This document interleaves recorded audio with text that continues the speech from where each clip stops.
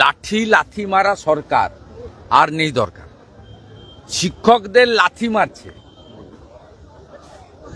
ওই পুলিশটাকে তো মারমার মতো একটা চামচা সিপিয়েছেন, একটু অংশের দেখাচ্ছেন, পুরোটা দেখাচ্ছেন না। পুলিশ মন্ত্রী আজকে বেরোননি কেন? উনি তো একটাই পোস্ট, বাকি সব ল্যাম্প পোস্ট। কথায় কথায় বেরিয়ে বক্তৃতা করেন আর বলে মনোজ পন্থ আর মনোজ পন্থের এইভাবে লাঠিপেটা করছেন আপনার পুলিশ। আর জঙ্গিপুরে টেবিলের ভিতরে লুকছেন, শাটার নামিয়ে দিচ্ছেন, বলছে শাটার খুলবেন না। এই হচ্ছে বাংলার পুলিশের অবস্থা।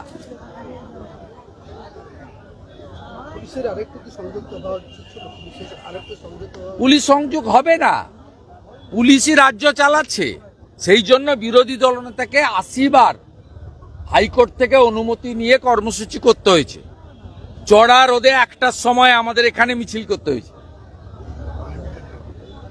হ্যাঁ, মোথাবাড়িতে 76টা দোকান ভেঙে দিয়েছে। দেখা করতে গেলেও হাইকোর্ট থেকে অনুমতি নিয়ে শর্তাধীন যেতে হবে। এই তো পশ্চিমবাংলার অবস্থা,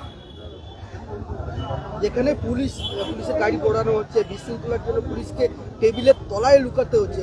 আর এর জন্য দায়ী রাজীব কুমার, মনোজ বার্মাদের মতো 5-8টা IPS অফিসারগুলো, টেন্টেড, করাপ্টেড। এরা রাজ্য থেকে টাকা তুলে ভিন রাজ্যে নিজেদের বাড়িতে পাঠায় আর গোটা বংশ করে খাচ্ছে মমতা ব্যানার্জির দয়ায়।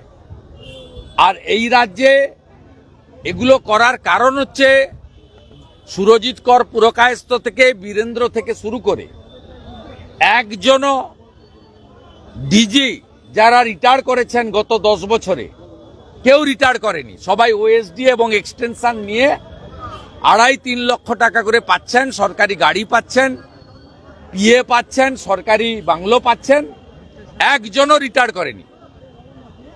একজন RD মিনা বলে অফিসার 14 বার এক্সটেনশন পেয়েছেন। অতএব ওরা দেখছে মমতা ব্যানার্জি থাকলে 60 বছর নয়, আরো 10 বছর বাড়তি মন্ত্রীর সমান মর্যাদা, DGPর সমান মর্যাদা, চিফ সেক্রেটারির সমান মর্যাদায় সাদা হাতি পোষার মতো আমরা থাকব। অতএব আমরা নিচের তলার পুলিশ ফোর্সকে দিয়ে যা খুশি করিয়ে নি। তার পরিণতিটা এটা। বাংলাতে কোথাও তৃণমূল নেই, পুলিশ ভার্সেস জনতা। আজকে পুলিশ নিরপেক্ষ হয়ে যাক, ওই কালীঘাটে গিয়ে ভাইপোর বাড়ি থেকে একটা ইট খুলে আনবে পাবলিক। লালবাজার অভিযানে সেখানে বিজেপির বিধায়ক অশোক দিন্দা শঙ্কর ঘোষকে আটক করেছে। লালবাজার অভিযানে ভারতীয় জনতা পার্টি সব সময় এই ধরনের অত্যাচারের বিরোধী। আমাদের বিধায়করা স্ট্যান্ডিং কমিটির মিটিংয়ে বিধানসভায় এসেছিলেন। তারা খবর পেয়ে, যেহেতু কলকাতা পুলিশ বা মমতা পুলিশ এটা করেছে, লালবাজারে বিক্ষোভ দেখাতে গেছিলেন। তাদের ডেকে কথা না বলে তাদেরকে টেনে হিঁচড়ে চ্যাংদোলা করে জেলের ভিতরে ঢোকানো হয়েছে। তারা চাইলে কোর্টে পাঠাবেন, চাইলে রাখবেন, চাইলে সন্ধ্যার পরে মুক্তি দেবেন, সেটা পুলিশের ব্যাপার। কিন্তু আমরা ভারতীয় জনতা পার্টি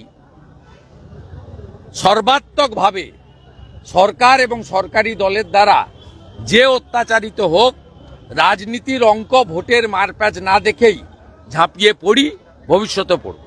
হলদিয়া বলছেন যে শিক্ষকদের মুখ্যমন্ত্রী যে পরামর্শ দিয়েছে আপনারা স্কুলে ফিরে যান।